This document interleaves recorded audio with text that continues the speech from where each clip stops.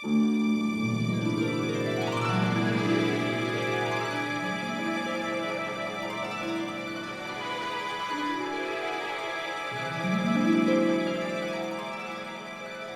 Fredrik and I'm the filmmaker. And I'm Leilani Farha, and I'm the advocate. So we are rolling. And how is life over in your bunker or in your bunker country, Canada? Is everything fine? We just had a long weekend. It's called Thanksgiving here. It's an amazing weekend only because you get to eat a lot of food and the leaves are changing color. So it's just gorgeous, stunning everywhere. So you kill birds and then you watch leaves. That's right, but I happen to be vegetarian, so I don't engage in the killing of birds, but I kill fish, actually. Okay. And then I eat them. Okay, so that's how you... Thanksgiving. That's how we roll. That's fine. Yeah. Okay, and work-wise, are you busy building the shift, I guess?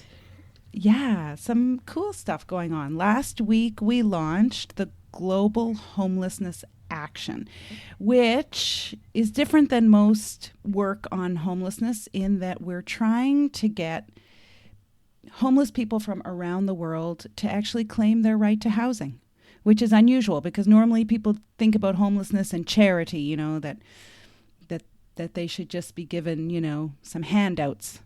And we're trying to mobilize homeless people around the world to recognize that what they're missing is the human right to housing and that governments have an obligation. So we just started this sort of action last week and we got some really good feedback already. And we're going to post videos and audio clips of people claiming their right to housing who are living in homelessness. It's kind of cool. Indeed cool. Kind of cool. Indeed cool. And this is like the homeless population is also a group that most people don't really want to interact with. It's like it's very painful. It's easier to walk by than stop. I understand that feeling totally because it's very painful. Definitely. I co-directed a film in South Africa. Do you know about that? Called Josie Gold. I know, you know about it. that. What's going on with Josie Gold? I've seen it. Yeah, it's been suffering a bit, as all most films. COVID. The closing of cinemas and so on. But it's actually for our listeners in Sweden, it's up now on SVT Play. And I think the same also in the Netherlands. You can also watch it in the Netherlands out.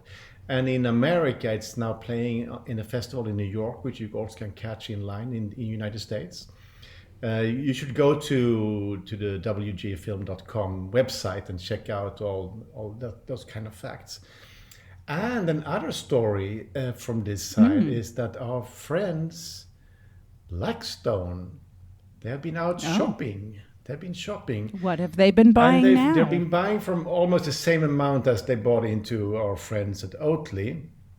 They have now been buying real estate in Malmo. So it's basically logistical infrastructure.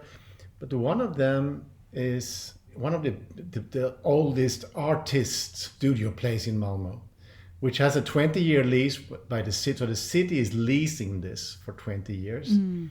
And now the artists are extremely upset because they actually try to secure it and buy the house. And the seller accepted this offer from Blackstone that they couldn't refuse. So it's they're moving in and they're always moving quick. And what I don't really understand, what I don't know, is how they get to know about these deals.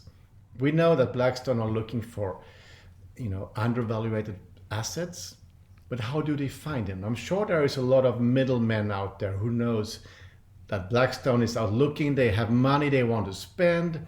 So there are probably a lot of firms who are pitching business towards Blackstone and others, of course, also.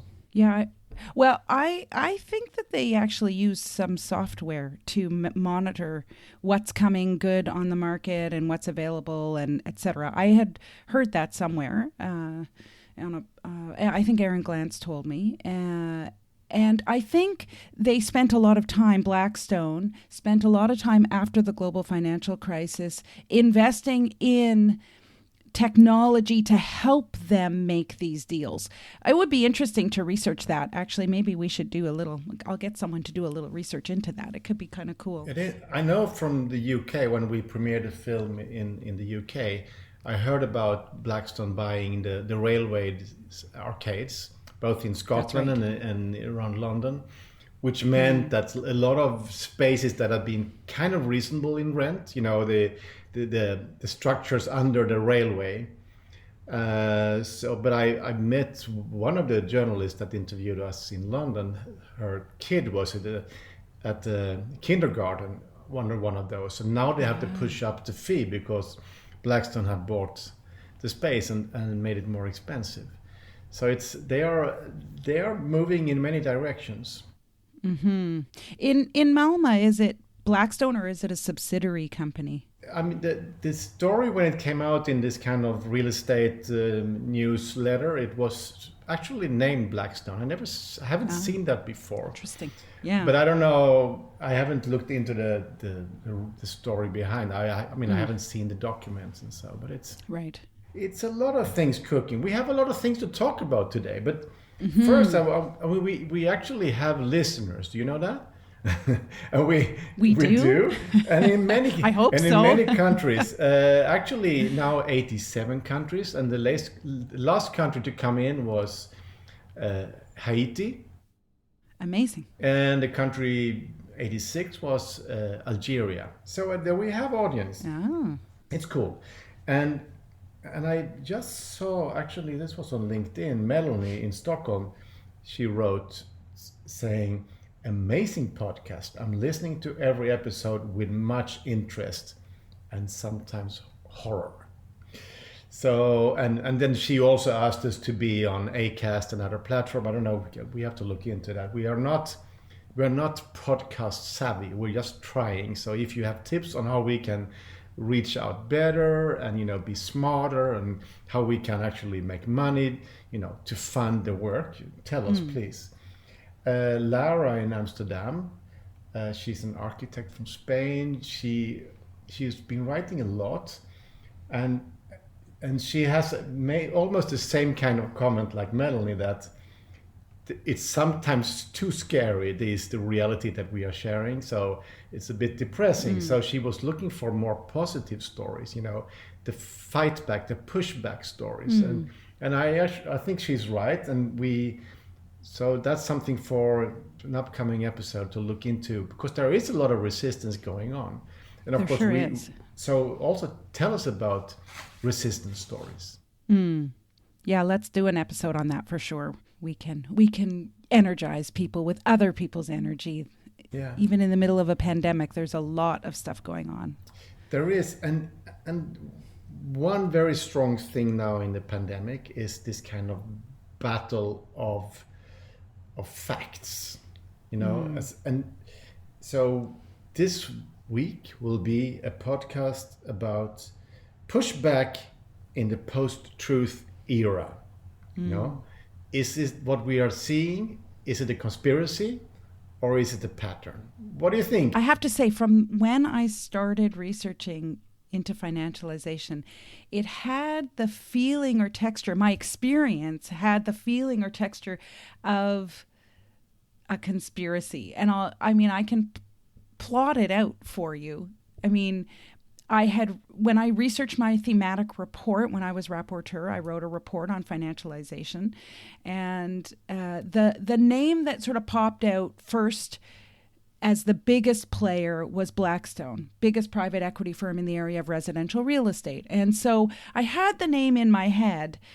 Then it was a little bit like, when you learn something new, you see it everywhere. Well, that's what started happening to me. Also for me, yeah. So it was like, suddenly, I knew that Blackstone had been in Spain because, of course, my research had showed that and that they were a big player there. Then we interview that fellow Derek in Haarlem. We're in Haarlem and he's talking about Blackstone. And then I had received notice about a big eviction in outside of Prague in the Czech Republic in a suburb. And the eviction was of Roma people from an apartment building. And they were converting the apartment building into a senior's residence. It was very devastating because Roma have a very hard time to find anywhere to live. So the fact that they were in this building was very important. The fact that they were being evicted was very worrying to me as rapporteur, of course. And so I started investigating, well, who's doing this eviction? The name of the company started with a D, Domodo, I can't remember, and then I did a bit of a corporate search. Boom, Blackstone. And then I go to University of Colorado to talk about Push. Push hadn't been released yet, but we were finishing up and it was about to premiere, and I was there to talk about financialization. And then the dean of the law school tells me that Blackstone is a major player in investing in research in the law school. And he had no idea that they were also involved in these areas. And then you came to Sweden to make a speech. And I said, oh, let's film a little bit in Sweden. And we did some research. I did some research. And boom, Blackstone were the biggest private investor of Swedish suburban low-income housing. So it's true. There is a feeling of conspiracy, but I saw on TV the other day here in Sweden, but it's probably out in many countries. It's a doc called United States of Conspiracy. So it's a Frontline production so that Frontline is a slot on PBS in the US by Michael Kirk. So it's following this crazy guy, Alex Jones, Infowars, he said 9/11 was fake, and he kept going. And the crazier he got, the more audience he got. It became a very strong business. And because of the settings of YouTube, Facebook, Twitter, the crazier he got, the more audience he got. So that's like the conspiracy theory thrives well in the new social media world. So and of course a lot of politicians understood that, and then of course Trump jumped in and entered his show and so on. And this is the guy who also said that the parents of Sandy Hook, the massacre, were actors. Right. Crazy. So it's really crazy, but this is now the American elections coming up now. This is what we are meeting everywhere. Crazy ideas thrown out. But I'm not going to talk about these crazy theories or the QAnon and all these stories that the world is flat, all that. It's like, but the thing is that it's almost like a rebellion to cling on to one of these. You're against the big conspiracy. You're against the big power if you are selling out these strange theories. But for us, what we are, Leilani, as I see it, we are on the totally other side. What we want to do, what we want to achieve, is to bring knowledge up, bring understanding up, connecting dots. But then all these easily constructed or these strangely constructed theories are also thrown against us. Absolutely. To me, a conspiracy theory is when you reject a kind of normal explanation of an event or of something, of a phenomenon, and you attribute it to something secret going on or something hidden. And in that way, it's so easy for my work, for your work, to fall into that conspiracy theory label, because in fact, the main description before you made Push of the housing crisis was what? There's not enough housing out there, and that's why people are suffering, So housing's expensive because there's a scarce resource, and scarce resources are expensive. And your film and my work challenge that. And we are saying, no, actually, there are a whole lot of corporates out there, massive investors who are eating up housing stock. And doing all sorts of things that drive up the cost of housing. And there's a lot of corrupt money out there landing into housing that pushes up prices and decreases supply, etc.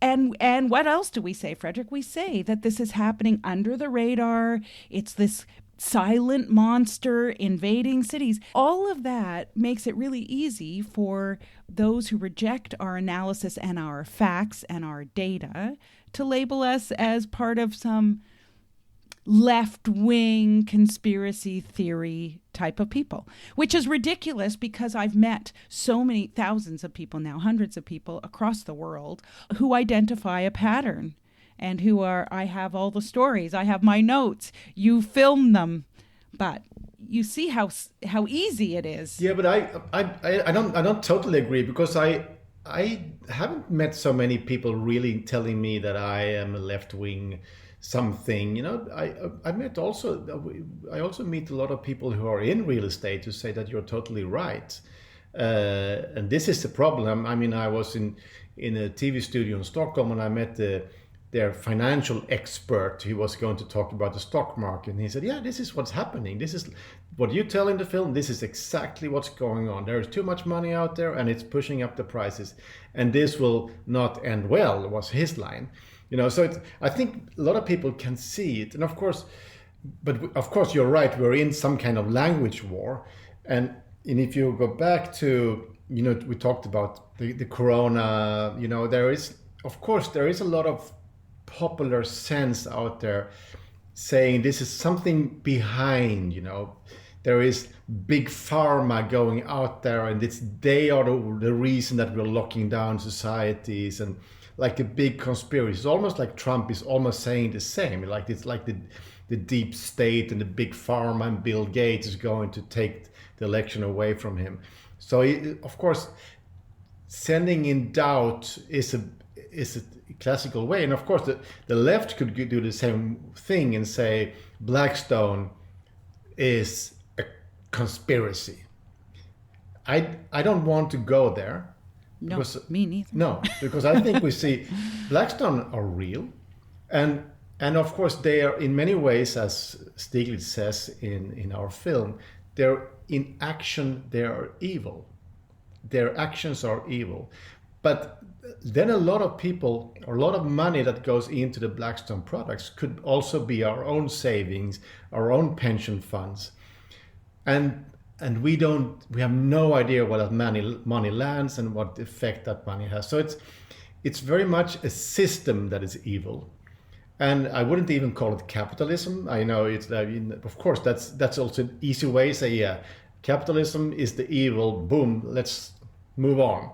But of course this is a very extreme part of this the economic system that has these effects, and it's also partly a new part of it. One of the things I have to say that happens in my work, and it's to be a responsible human rights advocate, I have to make sure that I'm not overinflating or inflating a phenomenon, creating something where there's nothing, or, you know, there's a responsibility to properly document and name infringements on human rights. And there were times, and not so much now, but there were times as I was researching and talking to people, and where I would start to feel like, am I overblowing this whole private equity control over housing?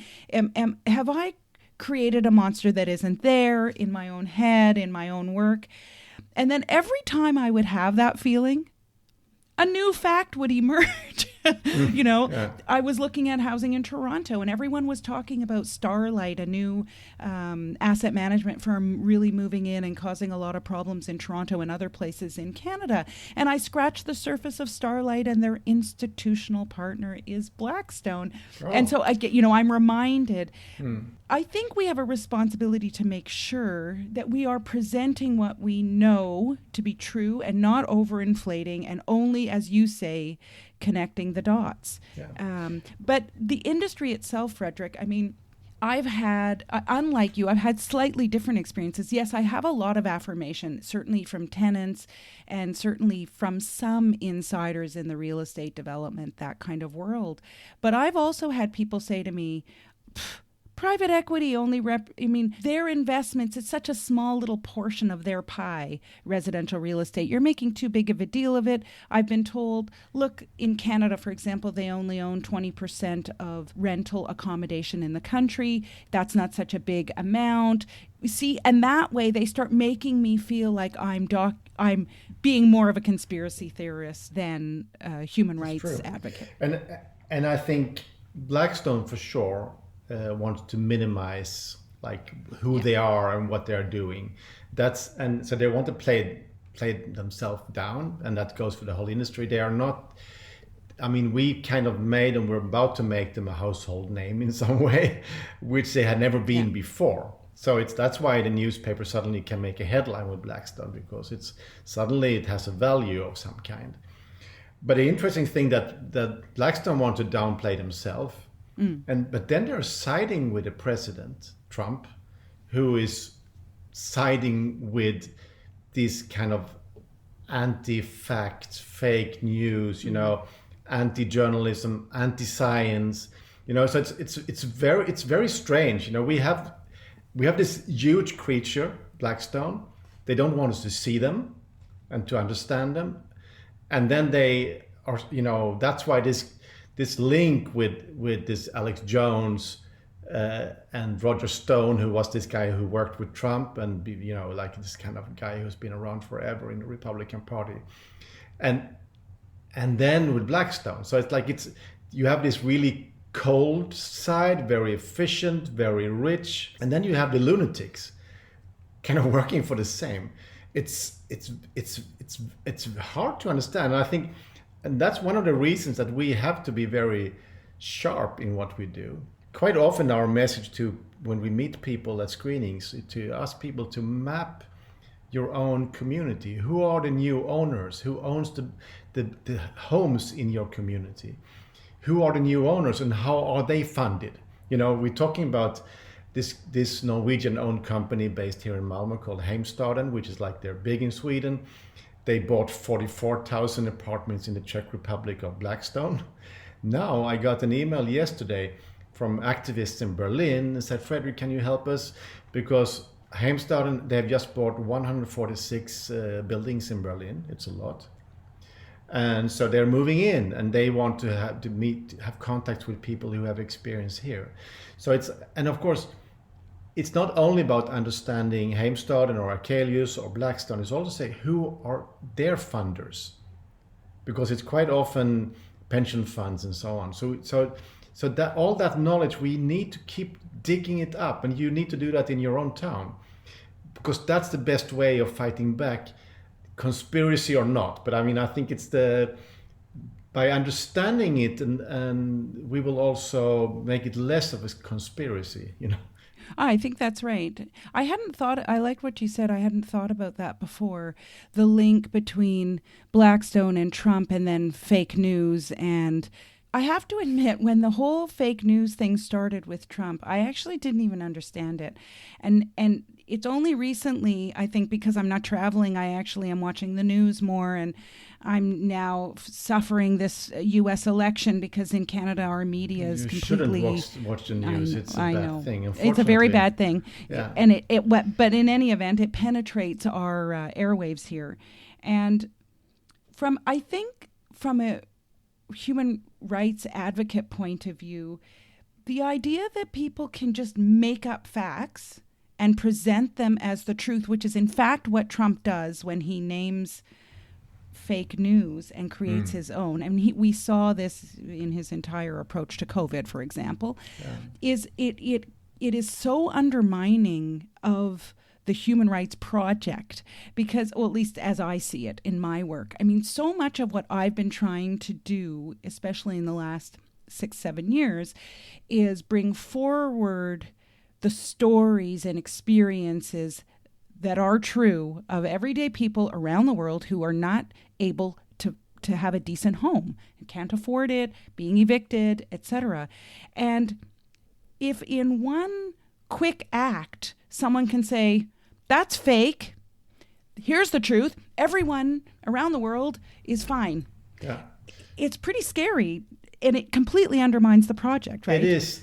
And we need to understand what Trump is doing is shifting the focus. It's a technique, and then we tweet, or a lot of our friends tweet on Facebook and so on, and say, oh, he's crazy, have you seen, he's crazy. And then they post his stupid comments. And then you also become a part of the whole the game show that he is. Remember the tobacco industry. When they started to get a problem, when people found out that you actually get lung cancer from smoking cigarettes, the tobacco industry developed a technique. What was that? It was to send in alternative science. Yes, it might be true that you get cancer, but there is also, these researchers says that you can actually get healthier by smoking cigarettes. So by sending in alternative science, it became like, okay, so this research said this and the other says this. So it's like a way of taking down the real story and making it less dangerous. And you can see that coming up. Well, you have the classical denial of the Holocaust, of course. That's also the same kind of technique. You start to send in a lot of counter science, counter stories to make this horrible story less, true. And now we have the climate deniers, So it is a part of the same thing. And I still believe that what we have to do is to keep telling the true stories and not enter into their ball game of stupid things. And I think that's, the success of Greta. I'm still proud from being from the same country as Greta. Absolutely. Yeah. She's amazing. Yeah, she's amazing. But she is also very clear. Listen to science. Of course, there is a lot of counter science being sent in the same way, but she's sending out facts, and she's doing that day by day by day. And I think we have to do the same things about the factors that are destroying our cities and our lives. So instead of going all the way into their world. No, I think that's right. That's part of why we started that global homelessness action, was to flood as much as we could and create the narrative that homelessness at the scale in which the world is experiencing it cannot simply be about drug abuse and laziness, which is, or criminality, which is what's normally attributed to homeless people, and that there's something bigger and structural going on here.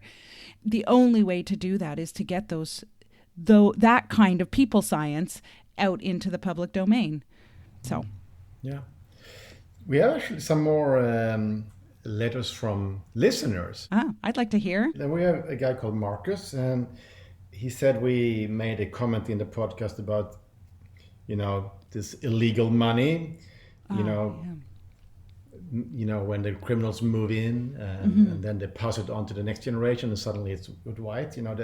You launder the criminal money. And he says there's actually a film about all that, and that's The Godfather. So The Godfather is basically about that, and in The Godfather 3 it's very much about that, because then it's the Vatican's real estate that they are. It's all about the big fights. It's actually true, and I'll have to go back. I was pretty young when The Godfather came out, but I did watch it. I was young, but I watched it eventually. But I've never seen Godfather 3, so now I have. Because at that time the Catholic Church was a big real estate. Of course. And I guess they still are. Still are. Yeah. But it was, But I remember that film as a part of this. This was also. The murdering of a socialist pope, in this, that is also in the film in some way. Okay. Anyway, that's from Marcus, but we have Patreon. Patreon is a way to support the podcast. We're kind of new at this. We don't really know how to fund this podcast, even if we have audience in many places. We still do this on our bleeding knees. But we have a few patrons, and we love them a lot, because they give us like $5 a month, So you please be one of the Pushback patrons. You go to patreon.com, search for Pushback. You can also go to the pushthefilm.com website and find out more. But Simon and Harriet in Norwich, UK say, we love your podcast. That's nice. The themes you cover are so essential for people to hear. We love to hear investigations into the tomato industry in Spain and exploitation of the workers from North Africa there. Thank you for your work. Oh. That's actually a good story. I mean, as I did a film. You know it?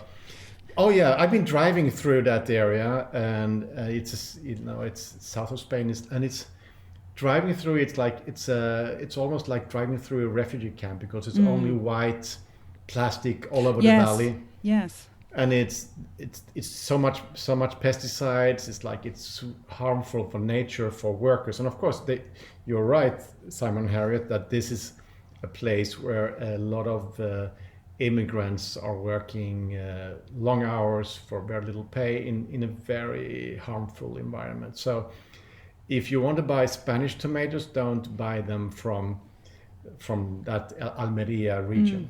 We have that, in the province in Canada where I live, in the south of the province.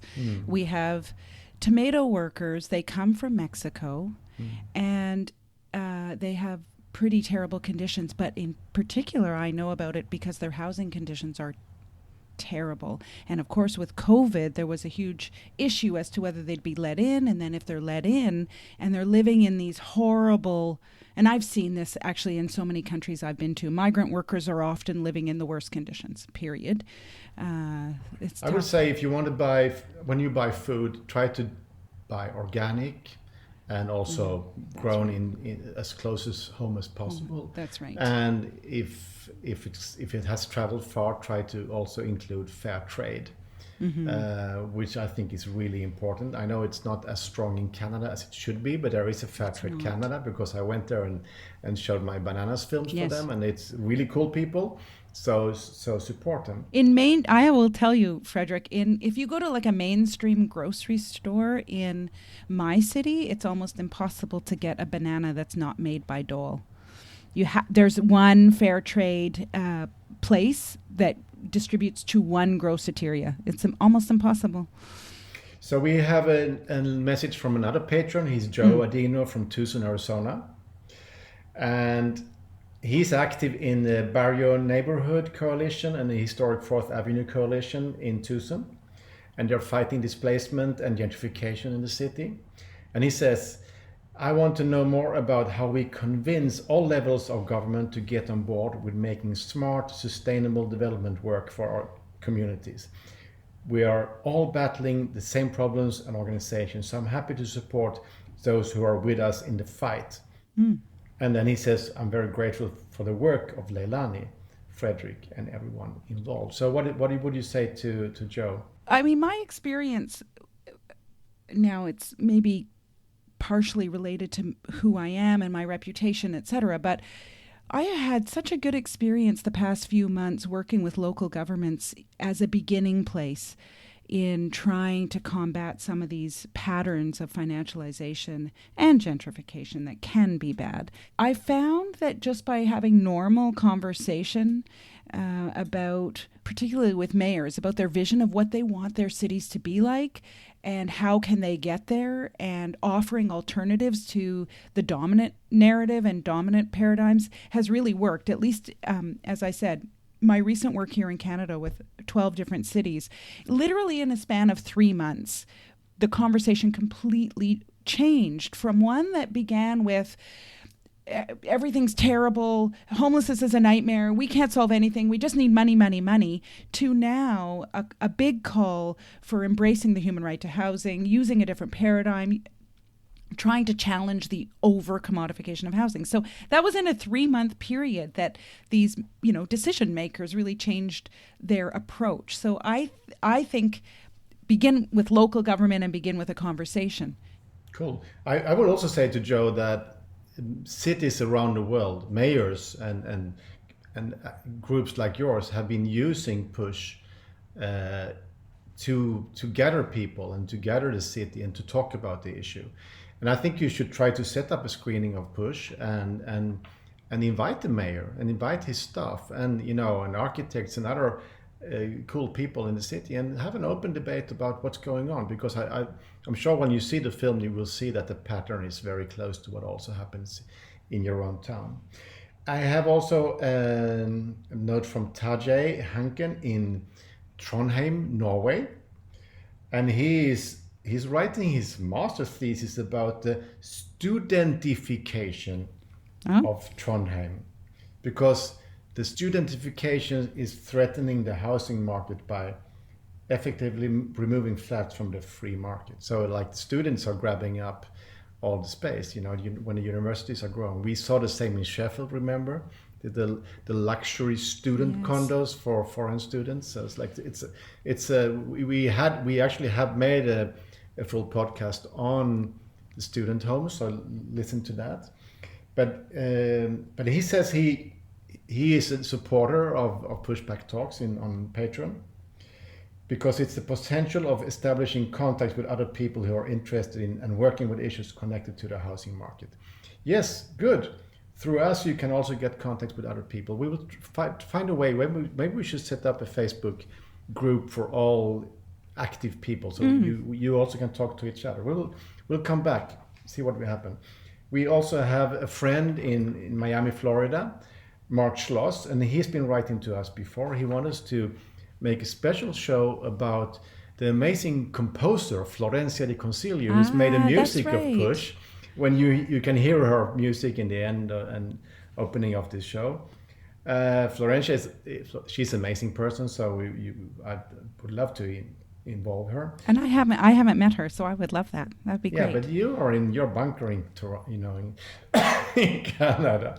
Yeah, well, we can do a Zoom and a pod with her. But Mark he's a patron, and he says, thanks, love, and peace to the WG Film family. I think that's a really nice ending note, isn't it? Peace and love. Peace and love. Yeah. That's pretty Leilani, good. we made it. You always seem surprised. Yeah. So, but friends out there, send us more ideas and feedback, and tell your friends about the podcast. Watch the film.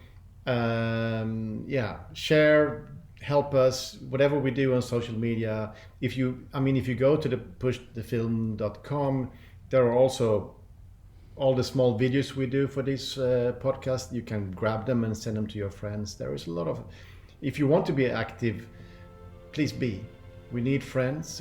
If you have mighty enemies, you need a lot of friends. Really good friends.